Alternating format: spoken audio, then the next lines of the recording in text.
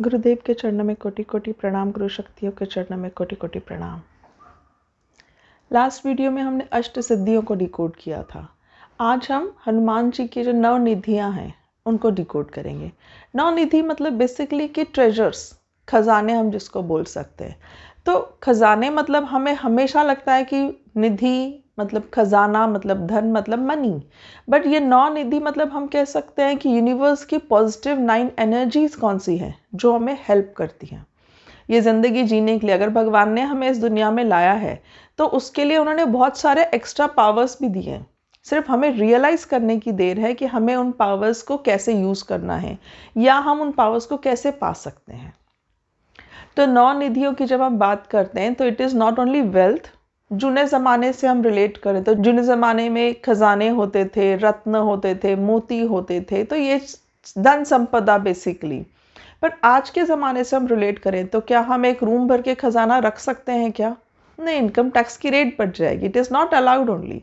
तो it is not possible and it is not allowed कि हम ऐसा एक एक रूम भर के खजाना रखें। आज तो रहने की ही जगह नहीं होती है हम लोगों को। तो ये जो 9 निधि का कंसेप्ट है उस युग में क्या था और आज जो हम कल युग में रह रहे उसका क्या है, इसको आज हम डिकोड करेंगे। तो सबसे पहली निधि है पद्म निधि। अब जब पद्म निधि की बात करते हैं ना, तो अगर आप देखो कि उस जमाने की बात करें तो मैंने जैसे कहा था कि अष्ट सिद्धियां हनुमान जी के पास थी, गणपति बापा के पास और नौ दुर्गा के पास। वैसे अगर 9 निधियों की बात करें तो ये नौ दुर्गा के पास तो थी ही, पर Kuber Lord of wealth Nidhi same चीज है उनके पास और हनुमान जी के पास। तो उस टर्म से अगर हम रिलेट करें तो उस जमाने में कहा जाता था कि पद्म निधि अगर किसी के पास है तो वो निधि, वो पैसा जो कमाने का तरीका होता था वो सात्विक तरीका होता था। और सात्विक तरीके से कमाया हुआ धन it was full of positivity. और वो इतना धन कलेक्ट कर सकते थे, स्टोर कर सकते थे कि कहते थे कि वो धन जो है ना वो पीढ़ी दर पीढ़ी चलता रहेगा। मतलब ऐसे भी कहा जाता था कि 21 पीढ़ियों तक वो धन यूज होगा। और ये जो लोग होते थे सात्विक तरीके से कमाते थे। तो इसमें सात्विक तरीके की बात करें तो नॉन अटैचमेंट की मेरा पैसा है, मैं ही यूज करूंगा, मुझे चाहिए, हम स्टोर करके रखेंगे, ऐसी फीलिंग नहीं होती थी। तो नॉन अटैचमेंट की वजह से कमाया हुआ धन वो इजीली दान भी कर सकते थे। जो सोसाइटी में लोग रहते उनको हेल्प भी कर सकते थे। अब इसी चीज को शिफ्ट करते हैं कलयुग में। आज पद्म निधि मतलब क्या? पद्म निधि मतलब मेरा खुद का जो ग्रोथ है, नॉलेज, विजडम और स्पिरिचुअल ग्रोथ। ये कैसा है मेरा स्पिरिचुअल ग्रोथ? विजडम क्या है, नॉलेज क्या है, मेरे पास कितना है? तो पद्म निधि अगर मेरे पास है that means I have the wealth of knowledge, I have wealth of wisdom, I have spiritual growth. तो मेरे पास सही नॉलेज होगा तो मुझे अपना पोटेंशियल पता होगा, स्पिरिचुअल ग्रोथ मेरी होगी, सो आत्मभाव जागृत हो जाता है तो अल्टीमेटली मुझे अच्छा डायरेक्शन मिलेगा। तो I will be able to use my potential to fullest. मुझे 10 बार सोचना, डायरेक्शन चेंज करना, अरे ये करते हैं, लॉस हुआ, वो करते हैं, फेल हुआ, तीसरा काम करते हैं, ये सब करना नहीं पड़ता है। स्पिरिचुअल ग्रोथ की वजह से मैं अपना नॉलेज, अपना पोटेंशियल प्रॉपरली यूज कर पाती हूँ। और उससे कमाया हुआ धन सात्विक होता है बिकॉज वो मेरे लाइफ पर्पस से रिलेट करता है। और ये जो मेरे पास खजाना है, किसका खजाना? नॉलेज का, विजडम का, स्पिरिचुअल ग्रोथ का। तो ये मैं अपने आने वाले जनरेशन को आसानी से दे सकती हूँ। तो नेक्स्ट जनरेशन, उसकी नेक्स्ट जनरेशन, तो पीढ़ी दर पीढ़ी सात्विक जो गुण है, जो स्पिरिचुअल ग्रोथ है, आप पीढ़ी दर पीढ़ी चलती रहेगी। वो आपका पूरा घराना, वो पूरा आपका खानदान क्या होगा? प्रॉस्पर करेगा। और इससे कमाया हुआ जो मेरा धन है मैं हमेशा सोसाइटी के बेटरमेंट के लिए यूज करती हूँ। तो आज के ज़माने में क्या होगा कि मेरा जो नॉलेज है, मेरा जो विजडम है, मैं दूसरों को भी ज्ञान बांटूंगी, मैं दूसरों को भी मोटिवेट करूंगी। तो इस तरह से पद्म निधि अगर मेरे पास है तो मैं अपने साथ साथ अपने पूरे जनरेशन का, जिस सोसाइटी में मैं रहती हूँ, जिन लोगों को मैं जानती हूँ, उनको प्रॉपर गाइडेंस, प्रॉपर नॉलेज देना, वो सब इस पद्म निधि वाले लोग कर सकते हैं। नेक्स्ट है महापद्म निधि।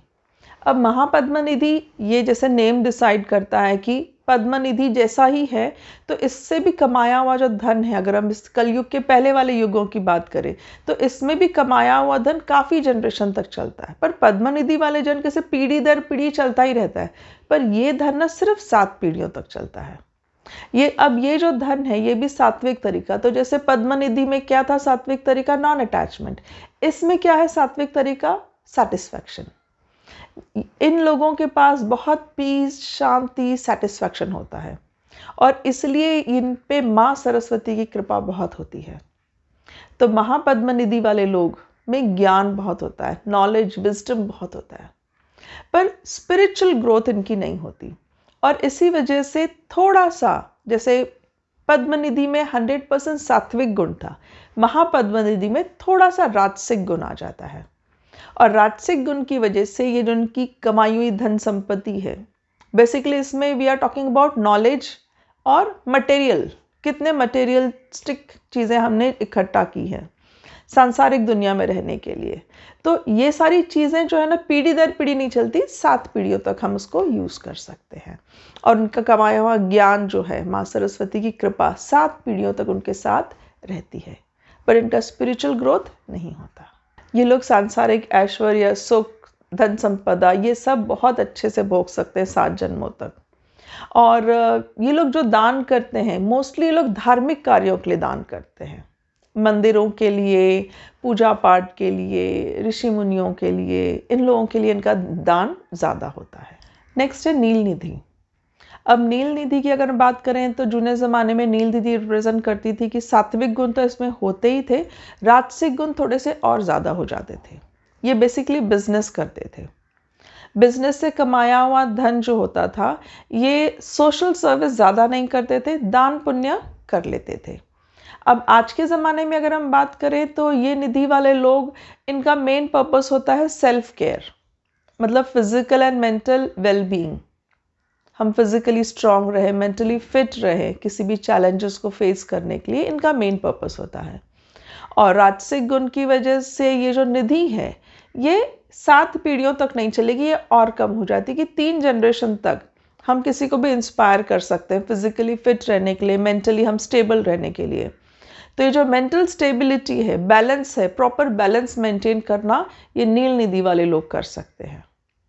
नील निधि वाले लोगों पे डिवाइन प्रोटेक्शन होता है, मतलब उन पे एक कहते हैं ना कि भगवान का प्रोटेक्शन हमेशा रहता है, उनका कुछ नुकसान नहीं हो पाता, वो हमेशा प्रॉस्पर ही करते हैं।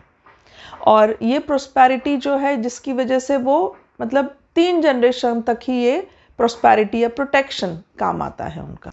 नेक्स्ट है मुकुंद निधि। मुकुंद निधि वाले लोगों में राजसिक स्वभाव ज़्यादा होता है, मतलब वो भोगी होते हैं, वो जो कमाते हैं वो उसको ही वो खुद ही भोगते हैं, वो जमा करके नहीं रखते, जनरेशन टू जनरेशन नहीं पास ऑन होती है निधि, वो सिर्फ एक जनरेशन जो आपके बच्चे हैं, सिर्फ आप और आपके बच्चे ही उसको यूटिलाइज कर सकते हैं, यूज़ कर सकते हैं। आज के ज़माने से रिलेट करें तो ऐसे लोगों जो मुकुंद निधि वाले लोग होते हैं उन पे एक परमात्मा का ग्रेस, एक ब्लेसिंग, एक कृपा हमेशा बनी रहती है और उनमें पॉजिटिव एटीट्यूड, कंपैशन, दूसरों के लिए अंडरस्टैंडिंग बहुत होता है। होते ना हमारे आजू बाजू कुछ लोग होते हैं जिनमें बहुत ज़्यादा अंडरस्टैंडिंग, दूसरों से मिल के रहना, भाईचारे से रहना, अच्छा सोचना दूसरों के लिए, सोसाइटी के लिए अच्छा सोचना, एक अच्छा सा एक बहुत ग्रुप अच्छा बनता है उनका, बहुत अच्छी क्वालिटीज़ उनमें होती है, किसी से बात करना, किसी से अंडरस्टैंड करना, किसी को समझना, प्यार करना लोगों को, तो ये सारी क्वालिटीज़ जिनमें होती हैं हम कहते हैं उनमें कौन सी निधि है, मुकुंद निधि है। और ये क्वालिटी सब में नहीं होती, आप देखते हो कि कुछ लोग जो होते हैं वो नहीं बात कर पाते सबसे प्यार से, गुस्सा आता है या सब में नेगेटिव ही देखते हैं, तो मुकुंद निधि वाले लोग हमेशा सब में पॉजिटिव देखते हैं।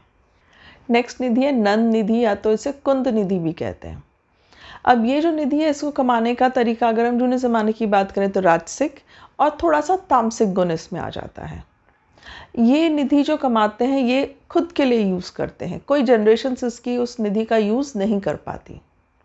अगर हम आज की बात करें तो आज इस निधि का मतलब होता है कि सेल्फ रियलाइजेशन, परमात्मा की प्राप्ति हम कह सकते हैं, विजडम जिसे कह सकते हैं, नॉलेज कह सकते हैं, सेल्फ अवेयरनेस कह सकते हैं कि मेरी लाइफ का पर्पस क्या है, वहाँ तक पहुँचना, एक रिलेशन, एक अवेयरनेस, एक हम कहते हैं ना कि एक सोच हमारी ऐसे बन जाती है कि हमारी लाइफ का पर्पस क्या है, इस दुनिया का पर्पस क्या है, जो लोग हमारे चारों तरफ है उनका पर्पस क्या है, ये सब हमें पता लगने लगता है।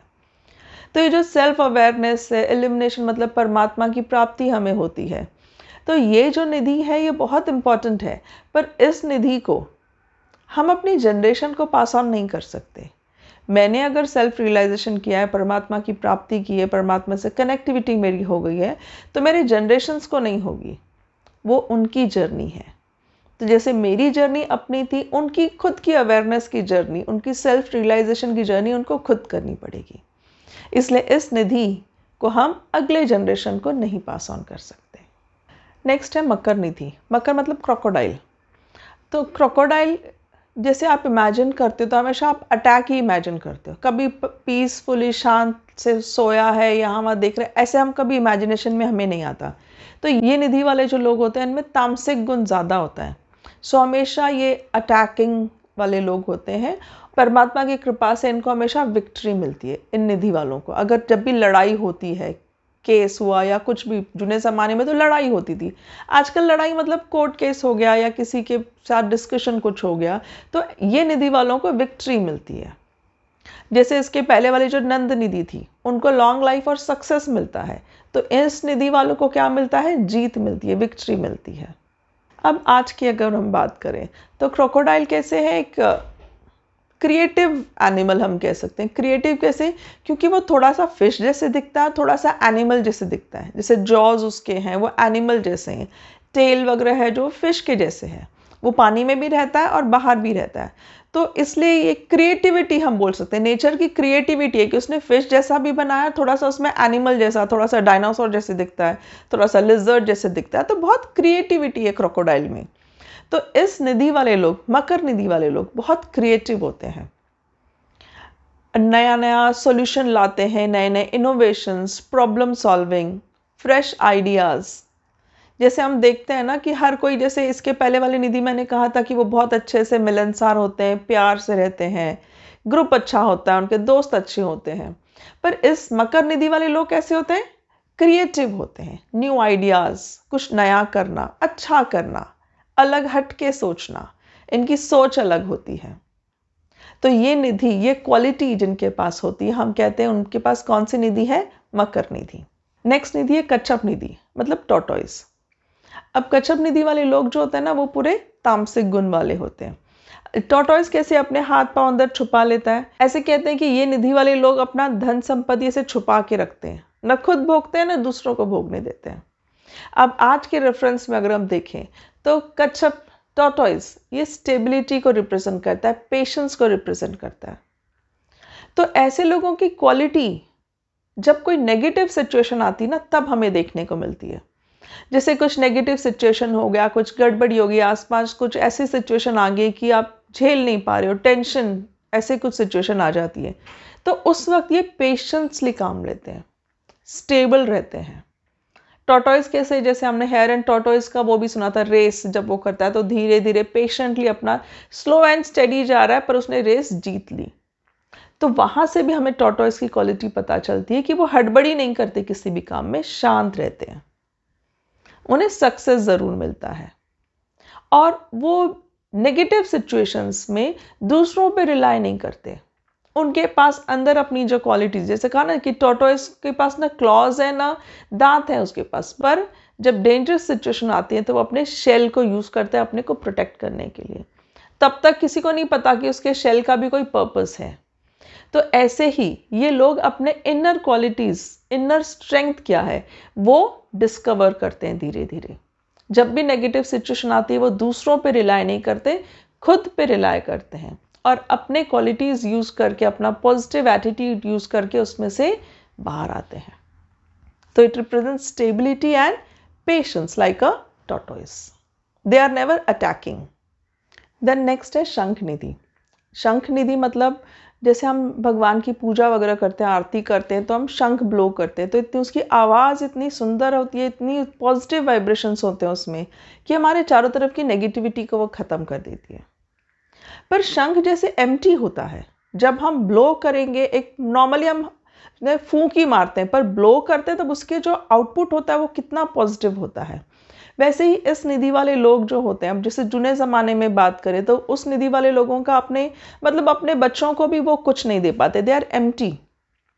आज की अगर हम बात करें तो इस निधि वाले लोगों के पास एक कम्युनिकेशन स्किल होती है, एक उनके पास क्लियरिटी ऑफ थॉट्स, एक्सप्रेशन बहुत अच्छा होता है, अपनी बात को सही तरीके से रख पाते हैं, पॉजिटिवली दूसरों को बता पाते हैं।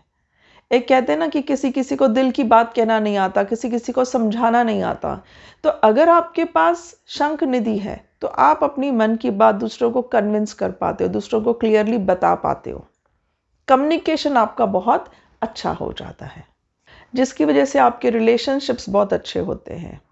आप अपने जो भी कन्फ्लिक्ट्स अगर किसी में है, जैसे दो जनों में झगड़ा हो रहा है या कोई आपसे रूठ गया है, किसी को आपसे प्रॉब्लम है, तो उसको कन्वे करना या दो जनों को मनाना, इसकी बात उसको ठीक से बताना, ऐसे दो जनों में झगड़ा खत्म करवाना, ये सारे इमोशनली वो बहुत अपना अच्छा इमोशंस बहुत अच्छे एक्सप्रेस कर पाते हैं। They are very emotionally expressive, मन की बात बहुत अच्छे से बोल पाते हैं। लास्ट है खर्व निधि। खर्व का मतलब होता है ड्वार्फ, बौने लोग होते हैं ना, छोटे लोग, उनको। तो ऐसी कौन सी निधि है, मतलब छोटा हमको क्यों चाहिए, हमको क्यों छोटा बनना है और छोटे बनने से क्या होने वाला है। तो खर्व निधि का मतलब होता है कि हमारे पास सारी क्वालिटीज होती हैं पर छोटे छोटे थोड़ी थोड़ी मात्रा में। जितनी भी निधि है ना, सारी निधि होंगी पर मटेरियलिस्टिक निधि, इसमें स्पिरिचुअलिटी की कोई बात नहीं होती है। तो मटेरियलिस्टिकली ये बहुत प्रॉस्पर करते हैं, जो भी वो काम करते हैं उनमें उन्हें सक्सेस मिलता है, लॉन्ग लाइफ भी रहती है। सो मटेरियलिस्टिकली सक्सेसफुल, पीस, शांति से जीने के लिए उनके पास सब कुछ होता है। So everything in little quantity, किसी एक चीज का अबंडेंस और दूसरी चीज जीरो, ऐसे नहीं होता इनके पास। तो ये थी 9 निधियां, 9 तरह के ट्रेजर्स या 9 तरह के ब्लेसिंग्स, पॉजिटिव एनर्जीज जो हमें मिलती हैं। कुछ निधियां बाय बर्थ होती हैं, कुछ निधियां हम लोग स्पिरिचुअल प्रोग्रेस के थ्रू पा सकते हैं। हमारी लाइफ का पर्पस होता है कि ये 8 सिद्धियां और ये 9 निधियां हमें मिले। स्पिरिचुअल ग्रोथ जब हम बात करते हैं तो ये एक एक सिद्धियां, एक एक निधियां हमें मिलती जाती हैं। पर मैंने कहीं ये भी पढ़ा है कि ये जो अष्ट सिद्धि 9 निधि है ना, ये मेजर ऑब्स्टिकल होते हैं।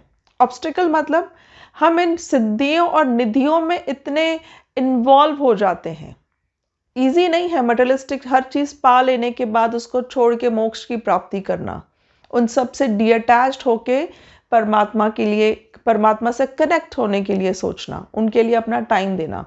तो ये अष्ट सिद्धि 9 निधियां जब हम मेडिटेशन करते हैं और स्पिरिचुअल प्रोग्रेस हमें मिलता जाता है, तो ये मेजर ऑब्स्टिकल है कि जो एक कहते हैं ना कि लालच दे के आगे जाने से रोकना, या सच में भी आपकी स्पिरिचुअल प्रोग्रेस हुई है या नहीं, ये इससे पता चलता है। क्योंकि बहुत लोग इसी पड़ाव में आके अटक जाते हैं, उन्हें लगता है सब तो मिल गया, अब क्यों मोक्ष चाहिए, हर चीज हर पावर तो हमारे पास आ गया है।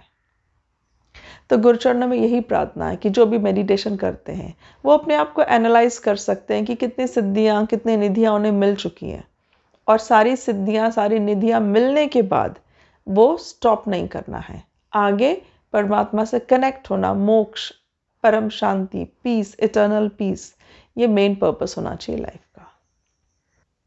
आप सबको स्वामी जी का खूब खूब आशीर्वाद। जय बाबा स्वामी।